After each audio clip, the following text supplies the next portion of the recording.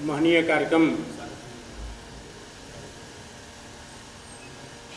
और इस कार्यक्रम के अध्यक्ष हम सबके सहज सम्मान और आदर के पात्र इस विश्वविद्यालय के यशस्वी कुलपति जी, और यह मंच बड़ा सौभाग्यशाली है कि देश के अंदर एक लब्ध प्रतिष्ठ वैज्ञानिक महात्मा गांधी काशी विद्यापीठ के आदरणीय कुलपति जी भी यहाँ पधारे हुए हैं और बड़े विद्वान आदमी हैं। और सौभाग्य इस बात का होना चाहिए कि शाहाबाद के गौरव हैं, रहने वाले आप बक्सर जिला के ही हैं, प्रोफेसर त्रिभुवननाथ सिंह जी। यहाँ तो सब लोग उसी प्रकार के हैं, एक मुझे छोड़कर सभी लोग एकेडमिक लोग हैं, बड़े विद्वान लोग हैं। हम सब लोग रमेश बाबू को जानते हैं और यह भी सौभाग्य है इस विद्यालय का, यहाँ इस कॉलेज का, इसी महाविद्यालय से उन्होंने स्नातक की पढ़ाई की, बाद की पढ़ाई करने के लिए आगे गए और दर्शन परिषद के दायित्व का निर्वहन करते हुए फिर अभी आप उसके अध्यक्ष हैं। जो भारतवर्ष के अंदर दार्शनिकों का संगठन है, उस दर्शन परिषद के लोगों ने इनके लिए जो अभिवादन के लिए, इनके सम्मान के लिए जो पुस्तिका छापी है, पुस्तिका क्या बहुत बड़ा ग्रंथ छापा है। उस ग्रंथ को पढ़ने के बाद रमेश बाबू के व्यक्तित्व की गहराई और उनके विस्तार का पता चलता है। और ऐसे विजय बाबू यहाँ पर हमारे इस विश्वविद्यालय के प्रो वाइस चांसलर, आप भी बैठे यहाँ पर, प्रतिकुलपति जी, आप भागलपुर से यहाँ पर आए हुए हैं, बड़े लब्ध प्रतिष्ठ वही विज्ञान के प्राध्यापक हैं। प्रो वाइस चांसलर हमारे विजयकांत जी थे वहाँ सेंट्रल यूनिवर्सिटी में, आप भी यहाँ पर आए हैं और बिहार में बड़े दायित्व का निर्वहन कर रहे हैं। हालांकि यहाँ पर वर्जना थी कि किसी व्यक्ति का नाम लेकर के संबोधन करने की जरूरत नहीं है, लेकिन कभी कभी कुछ छूट लेनी पड़ती है और मैं उनको संबोधित न करूं तो शायद मेरे मन के अंदर एक कचोट रह जाएगी। कितने बड़े लोग हैं और उनका नाम मुझे स्मरण है, इस बात की परीक्षा देने के लिए भी उनका नाम लेना पड़ा मुझे कि मैं उनको याद रखता हूँ, नाम भुला नहीं है लोगों का। कोई बड़े यह सम्मानित मंच है यहाँ पर। किस्मत जी तो इस कार्यक्रम के किस्मत भी हैं, तो उनके विषय में क्या कहना, कृष्णकांत ओझा जी हैं। और मैं समझता हूँ कि मुझे सूचना मिली है और मुझे पता नहीं है, इस बात का भी श्रेय जाना चाहिए इस विश्वविद्यालय के कुलपति जी को और इस हमारे यहाँ पर जो अनुसंधान और दर्शन परिषद के अध्यक्ष जी हैं माननीय, उनको, तो उनके यह सहयोग से बिल्कुल एजुकेशनल डिपार्टमेंट का ये बिल्कुल कहा जाए कि शिक्षा विभाग का यह पहला कार्यक्रम इधर, मैं तो नहीं समझता कि 15-20 वर्षों में इस जैन कॉलेज में शिक्षा मंत्रालय द्वारा ये अनुदान प्राप्त कोई कार्यक्रम यहाँ पर हुआ हो।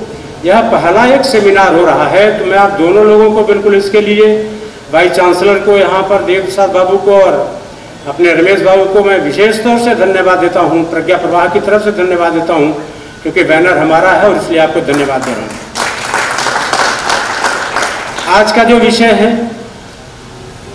अभी कुछ हमको किस्मत जी जब आए तो उन्होंने कहा 2-3-4 मिनट में उस विषय को रखूंगा मैं, वो थोड़ा सा अतिरिक्त रहेगा। किस्मत जी ने कहा कि हमारे अनु जी हैं, उन्होंने कहा कि यहाँ पर जो भी मिलता है तो बातचीत करते लोग, चिट्ठी क्या है, चिट्ठी का मतलब क्या है। कुछ लोग तो चिट्ठी को अंग्रेजी में लिख दिए तो चिट्ठी न पढ़ करके वो चिट्ठी ही पढ़ते हैं, तो चिट्ठी जो हैंड होती है उसको पढ़ते हैं, तो वो लोग कंफ्यूज होते हैं। मैं कहा कि सामान्य व्यक्ति तो करता ही है, इस देश के बड़े लब्ध प्रतिष्ठ लेखक हैं जो उनको थोड़े लेखन विधा से, पत्रकारिता से जुड़े हुए हैं। सूर्यकांत बाली का नाम जरूर जानते होंगे, दिल्ली में रहते हैं और बहुत बड़े लेखक हैं, हिंदी साहित्य के वो बिल्कुल हस्ताक्षर हैं। पटना में हमने कार्यक्रम आयोजित किया था, बड़े बड़े लोग आए थे, देश के लब्ध प्रतिष्ठ पत्रकार थे, कुछ बड़े एकेडमिशियन थे, मुरली मनोहर जोशी थे। तो उन्होंने मुझे अलग ले जा करके पूछा कि रामासी जी चिट्ठी क्या है। मैं कहा कि आप भी नहीं जानते चिट्ठी, तो दीनदयाल जी ने तो चिट्ठी शब्द को तो रखा ही थे इस भारतवर्ष के अंदर। ये जो राष्ट्र की चिट्ठी है उसके लिए वो तो कहीं वो मैं गार्ड, मुझे बिल्कुल मेरा ध्यान ही नहीं गया वहाँ पर। ऐसे लोग भी नहीं कंफ्यूज हो जाते हैं, भ्रम में पड़ जाते हैं, तो सामान्य व्यक्ति तो स्वाभाविक तरीके से पढ़ेगा। दीनदयाल जी ने इसको कहा और दीनदयाल जी ने जहाँ से लिया है, लखनऊ के हम सब जानते हैं कि वैश्विक शास्त्र वहाँ बद्री प्रसाद कुलधरिया जी की पुस्तक थी, और पहली पुस्तक थी जहाँ से कि एक आइडिया और एक सिद्धांत पूरे विश्व के अंदर एक आत्मानव दर्शन आया है। और एक सामान्य गांव के अंदर रहने वाले व्यक्ति ने उस पुस्तक को लिखा था, और उसी पुस्तक में चिति शब्द आया था, और दीनदयाल जी को ये शब्द बहुत ही अच्छा लगा। तब उन्होंने कहा कि सारी दुनिया के अंदर जो राष्ट्र होते हैं, कोई भी व्यक्ति होता है तो उस व्यक्ति की एक अपनी आत्मा होती है, उसी तरह से राष्ट्र की भी एक पहचान होती है, राष्ट्र का एक परिचय होता है, राष्ट्र की एक आत्मा होती है, और राष्ट्र का एक प्राण होता है उसका। तो इस देश की चिति क्या है, तो इस देश की संस्कृति, इस देश की मनीषा, इस देश का दर्शन, जिसकी चर्चा हम अभी करेंगे, सभी विद्वान लोग आपके सामने बैठे हैं, वो करेंगे इस बात को। तो इस देश की जो चिति है वो इस देश की संस्कृति है, उसका व्यक्तित्व उसी से बनता है इस भारत का, क्योंकि भारत कोई राजनीतिक दृष्टि से बनाया हुआ राष्ट्र नहीं है। इस देश के ऋषियों ने इस राष्ट्र को बनाया है, इस देश को किसी राजनीतिज्ञ ने नहीं बनाया, और राजनीतिज्ञों द्वारा निर्मित यह देश नहीं है। क्योंकि द्वितीय विश्व युद्ध के अंदर आप देखेंगे कि यूरोप कंट्री के अंदर, यूरोपियन कंट्री में 50 ऐसे देश हैं जो बिल्कुल द्वितीय विश्व युद्ध के अंदर पैदा हुए हैं, जिनका कोई इतिहास नहीं है, जिनकी कोई संस्कृति नहीं है, जिनकी कोई मनीषा नहीं है, जिनकी कोई परंपरा नहीं है। भारतवर्ष तो लाखों वर्ष पुराना है, तो इस देश को चलाने वाली जो इस देश की संस्कृति रही है, उसकी उपेक्षा इस देश के अंदर बहुत ज़्यादा हो गई। 150-200 वर्षों में, इधर के 70 वर्षों में हमको इस देश के अंदर किसी भी समस्या के समाधान के लिए एक सहज वृत्ति इस देश के अंदर बन गई है। और सहज वृत्ति इसलिए बन गई है कि आपको उदाहरण बताता हूँ मैं। प्रयाग, अब तो इलाहाबाद यूनिवर्सिटी जिसको हम कहेंगे प्रयाग हो गया, वो काशी हिंदू विश्वविद्यालय में एक कार्यक्रम था, वहाँ के एक प्रोफेसर आए थे, मैं तो वहाँ रहा हूँ, वहाँ हम विद्यार्थी रहे, तो वहाँ के सारे प्रोफेसर हमारे परिचित मित्र लोग हैं, बहुत सारे लोग डीन और हेड भी हैं हमारे साथ के लोग। तो ऐसे बैठे हुए थे, उनका भाषण हुआ, तो भाषण में पूरे 40 मिनट के भाषण में 18 विदेशी राइटर्स के उन्होंने उसमें नाम लिए। जब वो मंच से उतरे तो मैंने कहा कि डॉक्टर साहब आपको पता है क्या कि भारतवर्ष के अंदर इस विषय पर बहुत सारे काम हुए हैं, एक भी व्यक्ति का नाम आपको पता है क्या? वो तो ठक रह गए। उनको इस प्रकार से बेबाकी से उनके सामने एक प्राध्यापक को कोई कह नहीं सकता था। फिर उन्होंने कहा कि I'm sorry, मैंने उनको 2-4 नाम बताए, कहा कि इनके विषय में थोड़ा सा अध्ययन करना चाहिए। फिर उन्होंने कहा, फिर उनका फोन आया बाद में कि ये तो अद्भुत है, मैं तो जानता ही नहीं था।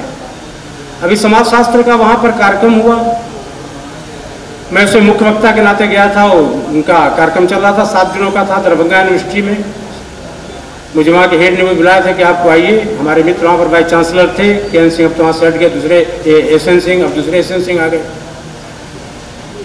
और वहाँ पर समाजशास्त्र की जब चर्चा चल रही थी तो पूरे बिल्कुल समाजशास्त्र में जितने भी विश्व के जितने भी यूरोपियन हो, अमेरिकन समाजशास्त्री हो, उनके नाम से भारत के समाज की व्याख्या हो रही थी। मैं कहा कि शिक्षा जगत की ये ट्रेजेडी है, ये इसको डिमेरिट नहीं कहेंगे, this is the tragedy of the educational system of this country. क्योंकि जहां पर कोई समाज नहीं है, अमेरिकन समाज समाप्त हो गया, यूरोप कंट्री के अंदर कोई समाज नाम की चीज रह नहीं गई है, और जहां समाज नहीं है वहां के समाज शास्त्रियों द्वारा दी गई परिभाषा पूरे भारतवर्ष के अंदर आप आरोपित करें तो ये तो सबसे बड़ी विडंबना है। भारत का समाज, भारत की संस्कृति, भारत की मनीषा, भारत की परंपरा बिल्कुल रही है, उनकी परंपरा उनके बाहर है। भारत की परंपरा हमारे हृदय के अंदर गुंथित है, हमारी परंपरा हमारी आत्मा का हिस्सा है। और इसलिए भारत के व्यक्ति जब परंपरा की भाषा बोलते हैं तो प्रेजुडिस्ड नहीं होते हैं, वो परंपरावादी नहीं होते, ऑब्सक्यूरेंटिस्ट नहीं होते हैं, वो बिल्कुल अज्ञातक परिवेश में अपने परंपरा को जीने वाली हमारी श्वास में हमारी परंपरा रहती है, और इस बात को ध्यान रखना चाहिए। और इसलिए पूरे 150-200 वर्षों में एकेडमिक जगत में भारतीय परंपरा, भारतीय मनीषा शिक्षा जगत से जानबूझ करके बाहर कर दी गई। इतिहास का क्षेत्र हो, साहित्य का क्षेत्र हो, समाजशास्त्र का क्षेत्र हो, अर्थशास्त्र का क्षेत्र हो, जो लाखों वर्षों का पुराना देश है। यह देश कोई यूरोपियन कंट्रीज के इकोनॉमिस्ट चलाते थे क्या? इस देश को बिल्कुल चाणक्य जैसा व्यक्ति, जिसमें हमारे विश्व के लोग बिल्कुल बिना उनके कोई कोट किए सुकरात के पढ़ा नहीं सकते। चाणक्य और सुकरात दोनों कॉन्टेम्पररी है। जिस समय वो राजनीति शास्त्र के 7 भाग करके वो बता रहे थे, सिद्धांत दे रहे थे, चाणक्य यहाँ पर बैठे बैठे राजनीति के 18 भाग करके उन्होंने शासन चलाया था, यहाँ पर सब लोगों ने देखा था। तो भारतवर्ष के अंदर जो भारतीय मनीषा वो शिक्षा जगत में आनी चाहिए। गलत स्थापनाएं हो गई इस देश के अंदर, उन स्थापनाओं को एक सच्ची राह दिखाना, क्योंकि हमारी प्रतीति, हमारे प्रतिमान, हमारे प्रत्यय इस देश के अंदर शोध के क्षेत्र में हो, चाहे लेखन के क्षेत्र में हो, चर्चा के क्षेत्र में हो। हमारी प्रतीति भी हमने उधार ले लिया वहाँ से, हमारे प्रतिमान सब ने वहाँ से ले लिए हमने, और हमारे सारे प्रत्यय सब झूठे हो गए वहाँ से। हमारे अपने प्रत्यय हैं। शोध के क्षेत्र में हमारी प्रतीति होनी चाहिए, शोध के क्षेत्र में हमारी पद्धति होनी चाहिए, वो सब के सब बिल्कुल यहाँ पर गायब हुए। इसलिए चिति जो काम कर रही है ये इस क्षेत्र में, एकेडमिक क्षेत्र के अंदर की जो यूनिवर्सिटीज और कॉलेजेस के अंदर ये सारी पद्धतियाँ एकेडमिक क्षेत्र में, ये जो एनोमली है, जो आयरनी है शिक्षा क्षेत्र की, वो दूर होनी चाहिए, ये कार्य होना चाहिए। और जितने नौजवान प्रोफेसर हैं, जो पुराने लोग भी हैं, क्योंकि अब वो रमेश बाबू काम कर रहे हैं, टीएन सिंह जी बैठे हुए यहाँ पर, अद्भुत काम इनका विज्ञान के क्षेत्र में भी है। और हम सब जानते हैं कि भारतीय मनीषा के गहन अध्येता देवप्रसाद तिवारी जी यहाँ पर बैठे हुए हैं, जो कुलपति आप कहें, आज वो कुलपति हैं, कल यहाँ नहीं रह सकते हैं, कहीं दूसरी जगह जाएं, हमारा ये शुभकामना उनके साथ है। लेकिन उनका जो कार्य है इस विषय में, वो बहुत गहरा अध्ययन उनका हम सब जानते हैं। तो ऐसे लोग जो काम कर रहे हैं क्षेत्र के अंदर, इस कार्य से लोग जुड़े, ये प्रज्ञा प्रवाह का कार्य और ये चिति का काम है कि प्रत्येक बात में पश्चिम क्षितिज पर दृष्टि निक्षेप करके समस्या का समाधान प्राप्त करना, ये इस देश की शिक्षा का उद्देश्य नहीं होना चाहिए। भारत को भारत की तरह हमको प्रस्तुत करने आना चाहिए। वो शिक्षा देश में ये काम चिति के माध्यम से हो रहा है।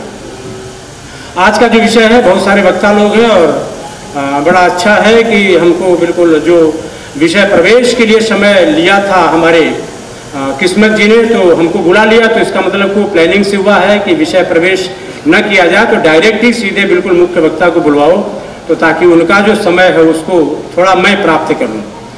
जब यहाँ पर भारतीय चिंतन और दर्शन में पर्यावरण की चर्चा चलती है, क्योंकि ये बहुत पर्यावरणीय जो चिंतन है, जो अनुसंधान है, जो चिंतन चल रहा है, जो रिसर्चेज चल रहे हैं, ये बिल्कुल आधुनिक है पर्यावरण। और पर्यावरण पर चिंतन और अनुसंधान चल रहा है, निरीक्षण चल रहा है, अध्ययन चल रहा है। तो ये वहाँ पर पश्चिम के अंदर लोगों ने प्रारंभ किया, तो उनको लगता है कि पर्यावरण के विषय में चिंता जितनी गहन पश्चिम के लोगों की है, दुनिया में और कहीं नहीं है। क्योंकि इस बात को आप जानिए कि समस्या भी वही पैदा करते हैं और फिर वो समाधान निर्माण करने के लिए कुछ नए सिद्धांत देते हैं और फिर पूरी दुनिया चलने लगती है, क्योंकि उनके पास शक्ति है, द्वितीय विश्व युद्ध के बाद आ गई। तो विश्व युद्ध तो नहीं कहेंगे, उसको महायुद्ध कह सकते हैं, और वही परंपरा दुनिया के अंदर चलती है। तो मुझे तो बिल्कुल बड़ा आश्चर्य भी हुआ और सुखद आश्चर्य हुआ कि ये पर्यावरण विषय दिशा बदल दिया बिल्कुल। आपने विषय भारतीय चिंतन और भारतीय दर्शन के अंदर पर्यावरण, इस विषय को रखना ही अपने आप में इस कार्यक्रम के आयोजकों के गहन अध्ययन का और रमेश बाबू के बिल्कुल उनके भीतर जो भारतीय दृष्टि और चिंतन है उसमें है कि नहीं है, जरा विचार करना चाहिए। इस विषय को उन्होंने सहयोग किया है, उनके सहयोग से सारा कार्यक्रम हो रहा है, उनके कोलैबोरेशन से हो रहा है। और इसलिए ये ध्यान रखेंगे कि मैं ऐसा नहीं कहता, मेरा ऐसा मत नहीं है कि पश्चिम के अंदर या बाहर के जो विद्वान अध्ययन कर रहे हैं, अनुसंधान कर रहे हैं, उनका अध्ययन नहीं होना चाहिए, उनका भी होना चाहिए। लेकिन भारत के मनीषियों ने, आज जब हम चर्चा करते हैं कि भाई पर्यावरण बड़ा प्रदूषण बढ़ रहा है, तो हम जानते हैं इस बात को कि जब पर्यावरण की चर्चा करते हैं तो जीव जंतु हैं, जो वायु है, पृथ्वी है, जंगल है, जो हम जिससे आवृत्त हैं हम सब लोग, हमारे विकास के लिए भी और हमारे अस्तित्व के लिए भी जो बहुत जरूरी है। क्योंकि जो हमारा पर्यावरण है हमारे विकास के लिए भी जरूरी है और हमारे अस्तित्व के लिए जरूरी है, हमारे एग्जिस्टेंस के लिए जरूरी है, ये तो जरूरी है। अब ये शब्द जो आया होगा, तो इकोलॉजी जो शब्द आया है वो क्योजोलॉजी से ही बना हुआ है, ये ग्रीक शब्द है। वहाँ पर उन्होंने क्योस का तो अर्थ ही था उनका निवास है, ग्रीक में निवास शब्द को कहते हैं, और इकोलॉजी का है कि निरीक्षण करिए, अध्ययन करिए। अपने निवास का छोटा सा क्षेत्र था, उसको साफ सुथरा रखना, उसका अध्ययन करना, उसका अनुसंधान करना। लेकिन जब मनुष्य जगत की दृष्टि से विचार करेंगे तो पूरी पृथ्वी उसका निवास स्थान बन जाता है। तो जब पूरी पृथ्वी निवास स्थान के रूप में मनुष्य जगत के साथ जुड़ जाए तो निश्चित तौर से अध्ययन का दायरा बढ़ जाएगा, अनुसंधान का दायरा बढ़ जाएगा। तो इकोलॉजी के अंदर पूरी पृथ्वी आ गई, और जब पूरी पृथ्वी आ गई तो पृथ्वी से जुड़ा हुआ जो भी तत्व है वो सबके सब आ गए उसमें। तो मैंने इसलिए कहा, और इसलिए हमारे देश के अंदर जब पर्यावरण की कही बात और प्रदूषण की बात कही, तो प्रदूषण का अर्थ क्या होता है? भाई हम जहाँ पर श्वास लेते हैं, जिस स्थिति में रहते हैं, तो भौतिक, रासायनिक और जैविकीय तत्वों की अधिक मात्रा में या तो उसका उपभोग होने लगे या तो उनकी उपस्थिति होने लगे तो प्रदूषण बढ़ जाता है। तो ऐसी स्थिति में भारतवर्ष के अंदर हमारे मनीषियों ने कभी भी प्रदूषण शब्द के प्रयोग नहीं किए। हमारे देश में प्रदूषण शब्द नहीं था। उसके लिए हमारे देश के ऋषियों ने दो शब्द बड़े सुंदर दिए हैं। एक तो शब्द है विकृति और दूसरा शब्द है विषम स्थिति। जब विकृति आती है तो विषम स्थिति जब आती है तो समाज के अंदर प्रदूषण बढ़ता है। और इसलिए महर्षि चरक ने ये दोनों शब्द दिए। उन्होंने चरक संहिता के अंदर लिखा है कि समाज के अंदर वो कल्पना किया कि जो सृष्टि है इसमें लोक भी है और ये मनुष्य भी है, पुरुष है और एक लोक पुरुष है। तो जब पुरुष जो है, पुरुष के अंदर कोई विकृति आती है, अभी हमारी जब तबीयत खराब थी उन्होंने कहा कि मेरी स्पाइनल कॉर्ड में समस्या है, तो एक बड़े विद्वान आदमी है, उनका उतना अध्ययन है, उन्होंने कहा कि आप बैठे बैठे अपने घर में अपना इलाज करिए कमर के। उन्होंने कहा कि ये सारी उंगलियां, इसमें अग्नि तत्व है, वायु तत्व है, पृथ्वी तत्व है, आकाश तत्व है, ये सारी उंगलियों के अंदर सारे तत्व हैं। आप इनको दबाते चले जाएंगे और दबाते दबाते आपके शरीर के अंदर सारे तत्व जो सृष्टि के अंदर हैं वो आपके शरीर के अंदर हैं। इनके अंदर विकृति आती है तो मनुष्य रोगी होता है, मनुष्य बीमार पड़ता है। इसको चरक संहिता के अंदर हमारे ऋषि ने कहा, उसको प्रदूषण नहीं कहा। मनुष्य के खान पान में, मनुष्य के रहन सहन में जब ये विकृति आती है तो पुरुष बीमार पड़ जाता है। और यही कार्य जब समाज के अंदर देखेंगे, सृष्टि के अंदर देखेंगे और वहां विषम स्थिति आ गई तो उस विषम स्थिति के कारण प्रदूषण बढ़ता है। अब इसलिए विषम स्थिति जब प्रदूषण कहा तो हमारे ऋषि ने कहा कि प्रदूषण के भी दो भाग होते हैं, एक बाह्य प्रदूषण है और एक आंतरिक प्रदूषण है। तो उन्होंने कहा कि पृथ्वी है, जल है, वायु है, अग्नि है, ये जीव जंतु हैं, जंगल है, इसमें जब प्रदूषण बढ़ता है तो ये बिल्कुल विकृति आती है। लेकिन बाह्य जो है, ये बाह्य बिल्कुल है, उसके विषय में चर्चा करेंगे लोग यहाँ पर। लेकिन एक आंतरिक प्रदूषण की भी चर्चा किया है चरक ऋषि ने। उन्होंने कहा कि आंतरिक प्रदूषण क्या है, वो बिल्कुल इंटरनल है, हमारे अभ्यंतर में वो है। तो अभ्यंतर का प्रदूषण क्या है, तो उन्होंने कहा है कि धृति में जब विकृति आती है, मनुष्य के मन के अंदर विकृति आती है, कुत्सा पैदा होती है, लालसा पैदा होती है, लालच पैदा हो जाती है और भोग की वृत्ति जब पैदा हो जाती है तब बिल्कुल उसके कारण भी समाज के अंदर प्रदूषण बढ़ता है। पहले वो मन के अंदर प्रदूषण बढ़ता है, बाह्य रूप में उसकी अभिव्यक्ति, उसका मैनिफेस्टेशन वो बाद में आता है व्यवहार कारण, क्योंकि पहले तो भोग की प्रवृत्ति आती है। और इसलिए तब उन्होंने कहा कि भाई लोक पुरुष भी जो बना हुआ है उसके लिए भी वही तत्व हैं, आकाश है और अव्यक्त ब्रह्म है, वहां भी है, और अव्यक्त ब्रह्म के रूप में हमारी आत्मा है। इसको उन्होंने कहा कि यह परिस्थिति बिल्कुल बिगड़नी नहीं चाहिए। तो मानसिक और बौद्धिक दृष्टि से फिर उन्होंने कहा, बड़े सुंदर शब्द का उपयोग है हमारे देश की संहिताओं में, आप देखेंगे इसको अपने यहाँ कहते हैं कि जब समाज के अंदर, सृष्टि के अंदर या तो अति योग हो जाए या तो अयोग हो जाए या मिथ्या योग आ जाए, ये तीन शब्द बड़े मार्मिक शब्द हैं, इसको ध्यान देना चाहिए। इन शब्दों पर आप ध्यान दीजिए। अब ये शब्द बिल्कुल यहाँ पर लेख में आलेख में आए हैं कि नहीं आए हैं, लेकिन बिना इन शब्दों को जाने हम इस विषय पर चर्चा कैसे कर सकते हैं। चरक ऋषि ने कहा है कि भाई अति योग हो जाए, जैसे अधिक सर्दी पड़ने लगे, आज पड़ रही है, अधिक गर्मी पड़ने लगे और अधिक वर्षा होने लगे, सर्दी बढ़ जाए, गर्मी बढ़ जाए, वर्षा हो जाए, तो अति योग जब हो जाता है समाज के अंदर तो फिर उसके कारण भी प्रदूषण बढ़ते हैं, पर्यावरण खराब होने लगता है। अब अति योग का अर्थ तो हमने जान लिया कि अधिक वर्षा, अति नहीं होना चाहिए। अयोग का मतलब क्या है कि वर्षा कम हो जाए, सूखा पड़ जाए, ड्राउट हो जाए, और अधिक बिल्कुल गर्मी पड़ने लगे, जैसे अभी बिल्कुल वर्ल्ड वार्मिंग की चर्चा चलने लगी, ग्लोबल वार्मिंग की चर्चा चलने लगी, विश्व बड़ा गर्म हो रहा है, अब ये चर्चा चलने लगी है। तो ये बिल्कुल कहा जाए कि अतियोग हो गया है। अयोग हो जाए कि कुछ बिल्कुल कहीं कुछ हो ही नहीं, वर्षा ना हो, पानी की जरूरत पड़े तो वर्षा ना हो, नदियां सूख जाएं, बिल्कुल अयोग हो गया, हमको पानी ना मिले पीने के लिए, स्वच्छ पानी ना मिले, अयोग हो गया। और अति अयोग हो गया तो अति अयोग का मतलब कि आप दुरुपयोग करने लगे अपने समाज के अंदर, ये भी बहुत बड़ा प्रदूषण का। और इसलिए अति योग का एक आपको उदाहरण बताता हूँ, गांधी जी का उदाहरण हम सब जानते हैं कि भाई गांधी जी की जो जीवन शैली थी वो बड़ी बहुत ही महत्वपूर्ण शैली उनकी थी, और उनके जीवन का दो उदाहरण मैं दूंगा। एक विदेशी महिला उनके पास आई थी, वर्धा आश्रम में थी, और उस महिला को मुंह धोने के लिए तो उनके यहाँ नीम की दातून की ही उनका प्रचलन था, ब्रश तो चलता नहीं था। तो महात्मा जी ने कहा कि जाओ वहाँ पेड़ है नीम का, उसमें से एक दातून तोड़ लो। अब वो विदेशी महिला थी, पश्चिम की महिला थी, अब उसको पेड़ का गई और पूरी टहनी तोड़ करके ले आई। महात्मा गांधी ने देखा तो कहा कि ये तो तुमने अनर्थ कर दिया, तो अन्याय हो गया। तुमको तो एक छोटा सा एक गित्ते की दातून की जरूरत थी, शायद उतनी भी बड़ी जरूरत नहीं पड़ती, तुमने तो पूरी टहनी तोड़ लिया, उस पेड़ को कितना कष्ट हुआ होगा। तो इन्हें भारतवर्ष के अंदर हमने संपूर्ण जीवन को किस तरह से देखा। अभी कृष्णकांत जी जब विषय प्रवेश कर रहे थे तो पूरी सृष्टि के अंदर एक एकात्म भाव, सर्वंकष दृष्टि भारत की रही है। उस पेड़ के अंदर वही आत्मा है जो हमारे अंदर है। भारतीय वैज्ञानिक ने इसको स्थापित किया। तो महात्मा गांधी ने कहा कि एक बित्ता की हमको एक दातून चाहिए थे, तुमने पूरी टहनी तोड़ लिया, ये बहुत ही गलत काम किया है। दूसरा उदाहरण का, जब प्रयाग में आए थे तो आनंद भवन में ठहरे थे। भारतवर्ष के प्राइम मिनिस्टर बाद में वो उसमें तो नहीं हुए थे, उनके घर में भोजन हुआ। जवाहरलाल जी नेहरू जब उनका हाथ धुलाने लगे तो अब वो चर्चा में बिल्कुल नेहरू जी का ध्यान बट गया। तो एक लोटा पानी वो पूरा गिराते जा रहे हैं और फिर दोबारा लोटा लिए और वो हाथ नहीं हटा रहे ये महात्मा गांधी। फिर उन्होंने कहा कि नेहरू कर क्या रहे हो, कितना पानी गिराओ मेरे हाथ पर, धोने के लिए कितना पानी चाहिए। तो अब उनका बिल्कुल ध्यान में आया। तब वो कहते हैं कि महात्मा जी आप गंगा के किनारे हैं, आपको पानी की क्या चिंता है।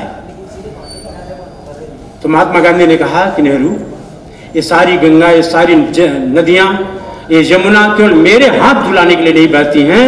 इन सारी नदियों के जल पर इस देश के एक एक बच्चा का बिल्कुल अधिकार है, इसका उतना ही खर्च करना चाहिए। हम सब जानते हैं, इसमें से नाम कोई जानता है कि नहीं जानता है, बहुत बड़े पर्यावरणविद हैं राजस्थान के रमेश जी हमारे वहां पर। उन्होंने पूरी सृष्टि के अंदर जितनी आबादी है, 7 अरब से ऊपर आबादी हो गई, और पूरी पृथ्वी पर जितना जल अभी उपलब्ध है, उपलब्ध जल का हम कितना खर्च करें, हमारे हिस्से में कितना जल आता है, तो वह व्यक्ति 52 तोला उनके हिस्से में पानी आता है, जल आता है। और उस व्यक्ति ने अपने जीवन के अंदर 52 तोला जल से स्नान करते हैं, आज भी वो करते हैं। और इसलिए जो ये आपने दर्शन परिषद ने और प्रज्ञा प्रवाह ने कार्यक्रम रखा है कि भारतीय चिंतन दर्शन में पर्यावरण, इसकी जगह पर एक और शब्द जोड़ा जाना चाहिए था कि भारतीय चिंतन दर्शन के साथ साथ हमारे व्यवहार में पर्यावरण आज भी जीवित है। हम केवल व्यवहार की बात है तो वहां पर लोग दर्शन में उनको होगा, उनके चिंतन में होगा, लेकिन व्यवहार में नहीं है।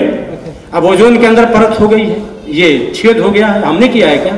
भारत के लोगों ने तो नहीं किया है, क्योंकि हमारे देश के अंदर फ्रेन गैस पैदा नहीं होती है। अंटार्कटिका में वो हुआ है, एक वैज्ञानिक मिल गए थे विज्ञान भवन में, वहां पर तो हम लोग थे वहां पर। मैंने पूछा कि भारत के लोगों ने तो छेद नहीं किया है, छेद किसने किया है?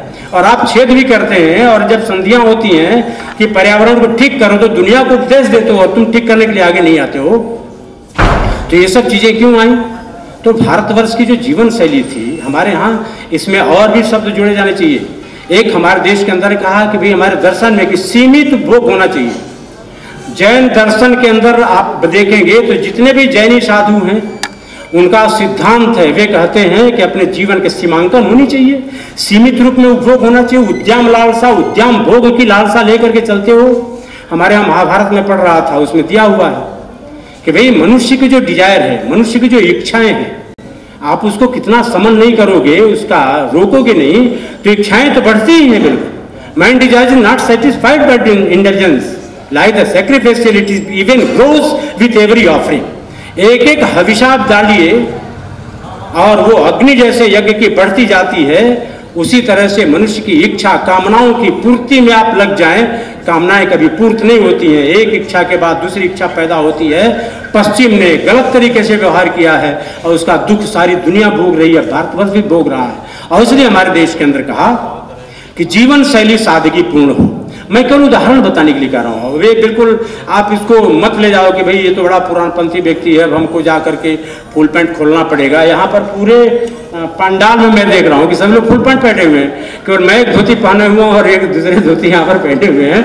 दो धोती। हमारे देश की जीवन शैली कैसी थी? आज बिल्कुल ये एडवर्टीजमेंट, पैकेजिंग जो चल रहा है उसके कारण कितना हो रहा है। अभी आज यहाँ पर पर्यावरण पर था, मैंने किस्मत जी का, किस्मत जी ने इसको सुधारा भी कि वहाँ जो जलपान हो रहा है, भोजन हो रहा है, सब थर्मोकोल में हो रहा है, गिलासें आ गई वैसी। और मैंने जो लाया खरीद करके, जो कारीगर, मैं कहा कि ऐसा बताओ कि तुम गए गोपाली चौक से, तुम इस ग्लास को ले करके आए, कितना मिनट लगा होगा दुकान से यहाँ आने में? 15 से 20 मिनट मैंने लगाया है। लेकिन इस ग्लास को बिल्कुल समाप्त होने में, गलने में, पृथ्वी के अंदर दबने में 500 वर्ष लग जाएंगे। यानी धरती को तुमने कितना प्रदूषित कर दिया। जो 20 मिनट के अंदर तुमको सुविधा मिल गई, लेकिन 500 वर्षों तक इस धरती को बिल्कुल हमने दुख दे दिया, प्रदूषण बढ़ा दिया। तो ये सब व्यक्तिगत जीवन हमारे यहाँ रहा है, लोगों ने किया है हमारे देश के अंदर। तो हमारे देश का व्यक्ति जब गांव से अपने गली से, घर से निकलता था, बाजार आता था, तो एक धोती पहन करके आता था, दूसरी धोती कंधे पर रखता था। अब यहाँ पर आता था तो एक धोती में 4 कोने रहते थे, तो एक कोने में बिल्कुल वो मसाला बांध लिया, दूसरे में ये बांध लिया। उसको पैकेजिंग के लिए अलग से कोई प्लास्टिक, अलग से कोई बैग की जरूरत, बाजार पर निर्भरता नहीं थी। वो व्यक्ति जाता था, धोती कितने प्रयोग में आ जाती थी। वो कहीं चला गया तो पहले गांव के अंदर, अब तो बिल्कुल हर घर में पानी आ गया, तो सरकार घर घर में पहुंचा दिया बिहार के अंदर। नहीं तो लोग जाते थे यात्रा में, कुआं पर पहले बाल्टी और लोटा रखते थे, परंपरा में थी बातें। अब वो कभी कभी पानी नीचे चला गया तो रस्सी नाप के रखी रहती थी, तो छोटी पड़ गई, तो उस धोती को बांध करके पानी निकाल कर अपनी प्यास बुझा लिया। ये भारतीय चिंतन में सारी चीजें थी। तो उसको उस धोती का कितना उपयोग हो जाता था। मैं नहीं कर रहा हूं कि आप धोती पहन करके कल से कार्यक्रम में आए यहाँ पर, ऐसा नहीं है, क्योंकि परिस्थिति के हिसाब से, अवसर के हिसाब से हमको कार्य करना चाहिए। तो हमारे देश के अंदर मुरली मनोहर जोशी जब इलाहाबाद यूनिवर्सिटी में पढ़ाते थे तो प्रज्ञा प्रवाह के हमारे फाउंडर मेंबर्स में थे। तो उन्होंने कहा कि देखो, जब मैं फिजिक्स की क्लास लेता था, कोई कल्पना कर सकता है क्या कि फिजिक्स का प्रोफेसर धोती और कुर्ता में क्लास लेने के लिए जाए? नहीं, वो कहते थे कि मैं जाता था क्लास में। तो अपनी परंपरा में, अपने इस देश की संस्कृति के प्रति हमारे मन के अंदर कितना आग्रह, हम कितना जानते हैं, कितना करते हैं। और इसलिए लालसा पर पहले रोक लाना चाहिए। तो और हमारे चरक ने कहा है कि ये जो कायिक, मानसिक और वाचा, ये प्रदूषण पैदा होता पहले। तो हम सब बिल्कुल कहते हैं कि कर्म, जो कहते हैं कि उसको काल, अर्थ और कर्म कहा है। तो काल में मैंने कहा कि भाई काल में जब विपर्यास आता है, काल में जब बिल्कुल विकृति आती है तो प्रदूषण बढ़ता है। उन्होंने अर्थ को भी कहा है, जो रूप है, रस है, गंध है, ये सारे ऐन्द्रिक जो विषय हैं उनको चरक ने कर्म विषय में रखा है, अर्थ विषय में रखा है। आज क्या हो गया है, अब मनुष्य की सुनने की क्षमता अब कम धीरे धीरे होती जा रही है। जो मापक यंत्र है श्रवण की, तो क्योंकि जहां भी जो ज्यादा शब्द प्रदूषण जहां पर हो रहे हैं, वहां रहने वाले लोगों की श्रवण की क्षमता, करण की क्षमता घटती जा रही है। और अब मनुष्य के अंदर सूंघने की, गंध की भी अब धीरे धीरे, वो आप इतना डिओडोरेंट, इतना गंध का उपयोग व्यक्ति करने लगा है कि अब उसे तीखी गंध जब तक नहीं आएगी, हमारी नाक उसको ग्रहण नहीं कर पाती है। तो ये बिल्कुल रूप और रस, गंध की भी समस्या इस देश के अंदर आने लगी। तो इसको चरक ने कहा कि अर्थ की समस्या में आता है। तो ये बिल्कुल काल में, कर्म में, अर्थ में विकृति आए। और कर्म का तो हम सब जानते हैं भी, हमारे कर्म के अंदर हम अपने आप को कितना बिल्कुल करें। आप इसलिए हमारे यहाँ ऋषियों ने कहा कि जो पूरी सृष्टि है, ये सृष्टि चल, हमारे चिंतन के अंदर है, सृष्टि के अंदर है ये, कि हमारे यहाँ ये सृष्टि चक्र चल रहा है। तो सृष्टि चक्र को क्या कहा है? यज्ञ चक्र कह रहा है। तो ये कहा है, कृष्ण ने 3रे अध्याय में कहा है कि हे पार्थ, इस समाज के अंदर, इस सृष्टि के अंदर कोई भी व्यक्ति बिना दिए, बिना दान किए यदि कुछ उपभोग करता है तो वह इस धरती पर पापायु पुरुष है, और वह चोर है जो बिना दिए कुछ भोजन करता है। तो भारतवर्ष के अंदर कहा, और इसलिए तब ऋषि ने कहा कि इसी सृष्टि चक्र को, इस यज्ञ चक्र को आप तोड़िए नहीं। सूरज है, नदियों से भाप लेता है, और वो फिर वर्षा के रूप में हमको, भले समुद्र का खारा जल ले जाता हो, वर्षा का तो मीठा जल देता है। लेकिन आज तो हम कह रहे हैं कि अम्ल वर्षा हो रही है, वो नाइट्रोजन इतना पैदा हो रहा है, उसमें वर्षा के अंदर आ रही है, ये पूरी धरती के अंदर जहर जा रहा है। तो अब हमने सब उसको कर दिया है, लेकिन ये सृष्टि चक्र चल रही है। सूरज पानी लेता है, फिर वर्षा देता है। हमारे यहाँ पेड़ पौधे धरती से रस प्राप्त करते हैं, गंध प्राप्त करते हैं, फिर वो फल और पुष्प के रूप में देते हैं। तो सृष्टि चक्र चल रही है। उस राजा की कहानी तुम पढ़ते हैं कि 80 साल का व्यक्ति वृक्ष लगा रहा था। तो राजा ने पूछा कि तुम्हारी उम्र कितनी है? तो कहा कि 4 साल। कहा कि क्यों इतने बूढ़े हो? कहा कि होश तो मुझे 4 साल पहले आया, मेरे पिता ने पेड़ लगाया था, उसका फल खाया मैं, और आज मैं पेड़ लगा रहा हूं तो आगे वाली पीढ़ी खाएगी।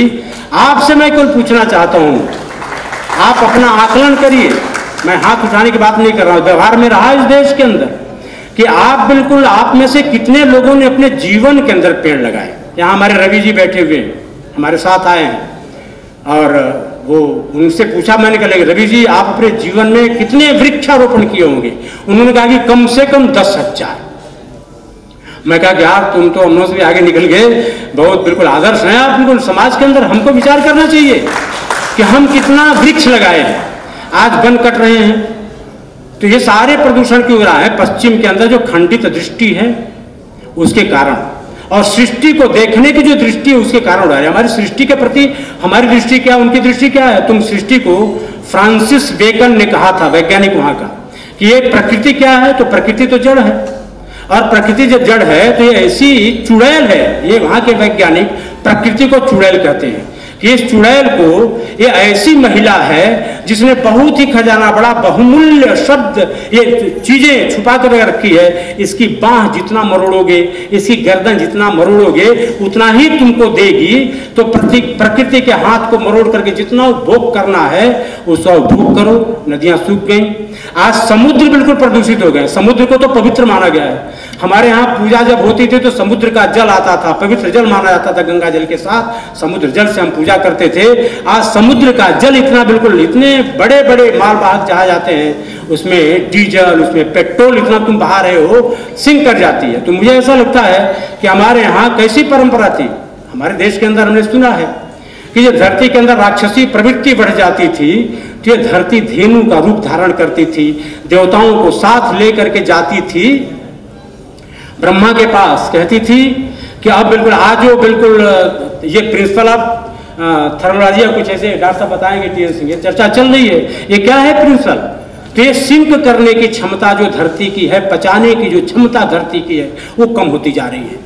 तो गाय पहुंच जाती थी ब्रह्मा के पास कि अब धरती पर जो पाप का बोझ है मुझसे बहा नहीं, ये बिल्कुल सहा नहीं जा रहा है, आप इसकी मदद करिए। तो आते थे भगवान, बिल्कुल राक्षसों की हत्या करते थे। राक्षस करता क्या था?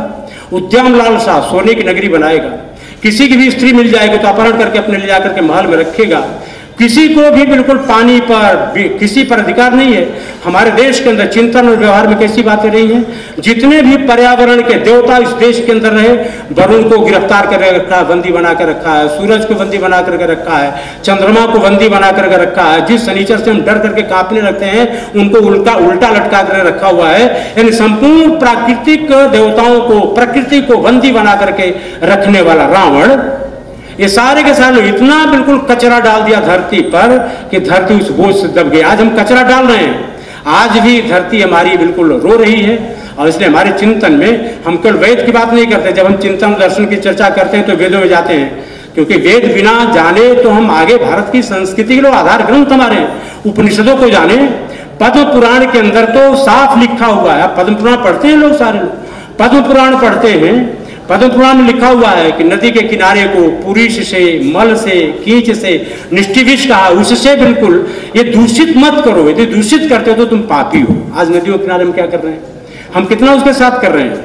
ऋग्वेद की चर्चा चलती है, ऋग्वेद तो पूरा अग्नि की प्रार्थना से भरा हुआ। हमारी प्रार्थनाएं संपूर्ण ऋग्वेद अग्नि की चर्चा करता है। हम सब जानते हैं यजुर्वेद वायु की चर्चा करता है, वायु प्रदूषित हो रही है। हम वेदों के गड़रिया का गीत सुनते आए हैं, पढ़े लिखे लोग कहते थे, बिल्कुल अंग्रेजों ने कह दिया, मैक्स मुलर ने कह दिया कि ये तो शेफर्ड सॉन्ग है, गणरियों का गीत है। लेकिन वो क्या, बिल्कुल संपूर्ण प्रकृति के एक एक तत्व को आप देखें तो हमारे वेद एक एक तत्व को लेकर कुछ चर्चा कर रहे हैं। पूरा अग्नि का मंत्र वेद के अंदर है। वायु हमारे बिल्कुल यजुर्वेद के अंदर वायु पुराण है, बिल्कुल कहा जाए वायु की विषम चर्चा है। साम वेद तो जल प्रबंधन का कितना बड़ा, बिल्कुल केवल जल की उसमें चर्चा चलती है। ये सारे के सारे हमारे जो वेद हैं ये सब कहीं ना कहीं प्रकृति के एक एक तत्व को लेकर के चलते हैं, और इसलिए दृष्टि और व्यवहार में उनको परिवर्तन करना पड़ेगा। और इस दृष्टि से यदि हम विचार करें तो आज भारतवर्ष के चिंतकों ने, आज के वैज्ञानिक, डॉक्टर साहब यदि मैं कहीं भूल कर रहा हूं तो आज के वैज्ञानिक कह रहे हैं कि संपूर्ण पृथ्वी पर 1 करोड़ के लगभग प्रजातियां हैं, स्पेसीज हैं 1 करोड़।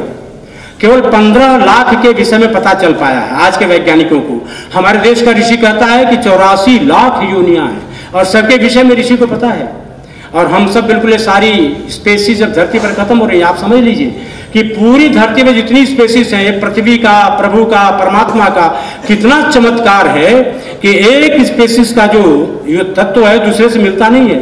और सब के सब बिल्कुल जैविक रसायन का उत्पन्न करते हैं और एक दूसरे के काम में आता है। पेड़ जो बिल्कुल ऑक्सीजन देते हैं, एक पीपल 2200 से ऊपर बिल्कुल अपने जीवन के अंदर कार्बन डाइऑक्साइड के साथ 1700 से ऊपर हमको ऑक्सीजन देता है।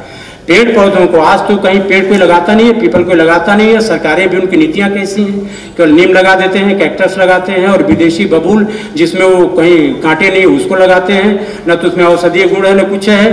तो ये सब सारी चीजें अपने जीवन के अंदर उतरनी चाहिए।